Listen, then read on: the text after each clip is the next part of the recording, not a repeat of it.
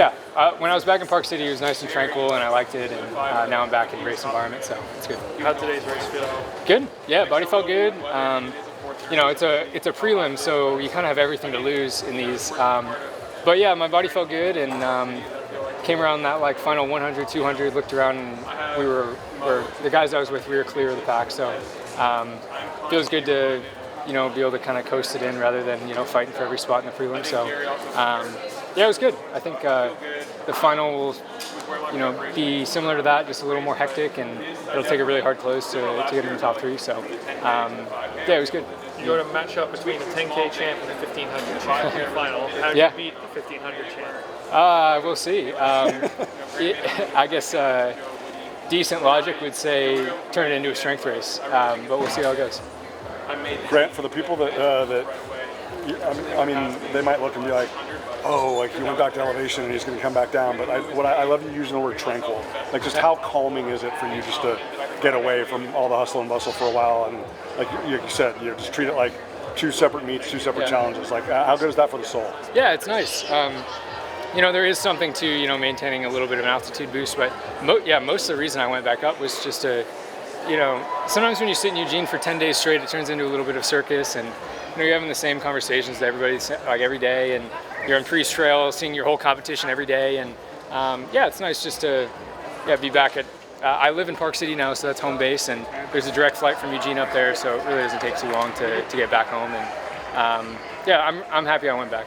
Yeah. You've done a double, obviously a bunch of times, but is there any level of comfortability knowing, all right, I'm on the 10K team, I can maybe, feel a little race in the 5K? I mean, I'm still going to give it everything in the 5. It is nice having that, completed. My plan always this year was to double and give that my best shot, so got half of that done, and the 5K is going to be no easy feat. It's going to be really hard.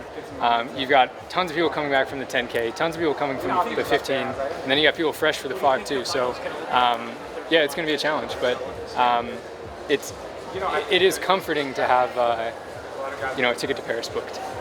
But again, that's in the rearview mirror now.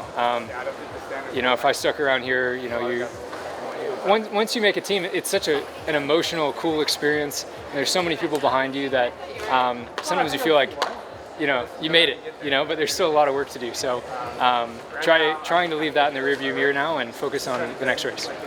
Because of all those variables, the 10 dynamic, the 15 dynamic and whatnot, like this is going to be, I mean, obviously we know it's going to be hard, but like this is going to be one of the coolest 5K finals ever because, it's not always like that. People aren't always willing to go up or come down. Yeah, so it'll be fun.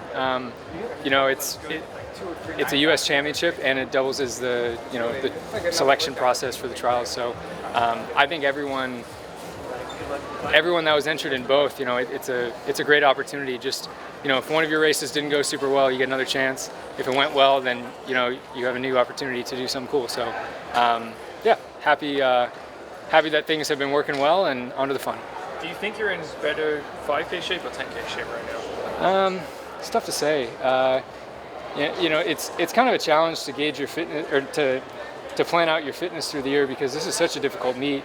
You need to be pretty sharp, but sometimes sharpness takes away from your ability to run really fast, if that makes sense. So it's kind of a balancing act between the two, and it's tough to say. I'm trying to be pretty well-rounded right now because we could get to the Olympics and it could be a sub-27 race. In the 5K, it could be a sub-13 race. It probably will be. In the 1500, it'll probably be a sub-330 race. So you're kind of balancing two ends of your fitness, and I don't know. It's really hard to say which one I'm better at right now. Could you have given more in the last lap in the 10K? Were you holding back at all, or was that like all out? So I looked up at the board a bunch of times. One thing that's really nice about Hayward is the screens are massive, so you can see everything that's going on. And with about 200 to go, I looked up and saw I had a pretty nice gap. And I wasn't like jogging in, but I think I had a little more in the tank. So I mean I knew Woody was coming. He always is, but got the win. And similar to the round here, you don't need to expend a ton of energy for no reason. I was still going pretty hard in the 10K though. Can you talk a little bit about the Run Elite program and like your involvement in that? Yeah, that's been really cool since moving to Utah. I mean, there's a fantastic community of just high schoolers, college kids, professionals, and community members that I moved up to Park City, and I mean, I didn't really know that many people. I knew Matt Centrowitz and his wife, but that was about it. So yeah, the rep program kind of took me in and introduced me to a bunch of community, and it's fun. They do a lot of good things for the sport in Utah, and it's fun to be a part of.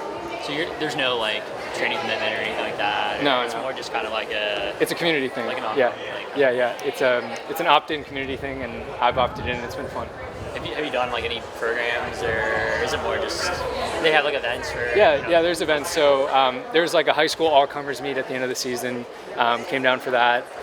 There's like community group runs that I'll go to and stuff, and there was a big a gala thing that I went to, a big banquet. So smaller things like that. I think in the fall I'll be a little more present with it. In the lead up to the trials, I wasn't trying to do a bunch of extra stuff, but yeah, there's a lot of fun opportunities just to connect with people. And running is a kind of weird sport or distance running. You can go to a trail and see pros. You wouldn't have that in like a lot of other big time sports. You couldn't just like show up to a basketball court and there's pros there, most likely. So yeah, it's a fun thing. Thanks, Grant. Yeah, thanks guys.